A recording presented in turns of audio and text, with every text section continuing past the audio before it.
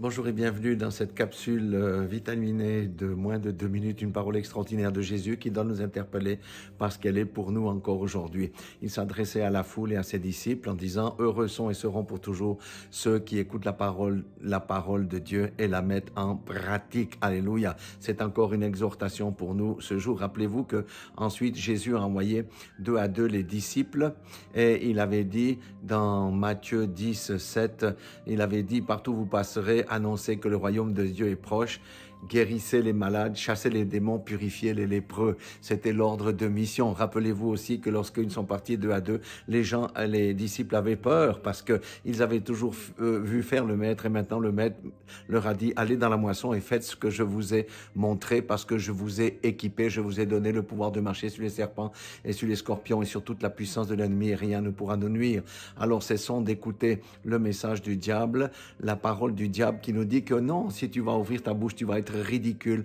parce que toi, tu n'as aucune puissance. Effectivement, nous n'avons aucune puissance, mais nous avons la puissance de Christ qui agit en nous parce que celui qui est à l'intérieur de nous est plus fort que celui qui est dans le monde. Alors, cessons d'écouter les mensonges du diable, remplissons la grande commission, commençons à aller dans les rues, demandons au Saint-Esprit de nous guider vers les personnes qui ont des besoins et imposons les mains aux malades, prions pour les malades, chassons les démons, apportons des paroles de consolation et de réconfort et témoignons de l'Évangile. C'est ainsi que nous serons agréables et que nous glorifierons notre Dieu et notre Père pour les siècles des siècles. Alléluia. Soyons motivés, sortons de nos zones de confort et faisons ce que le Seigneur nous dit. Le Seigneur nous aime et il voudrait maintenant que nous le servions en esprit et en vérité avec puissance dans le nom puissant de Jésus-Christ de Nazareth. Il vous aime et je vous aime aussi. Amen.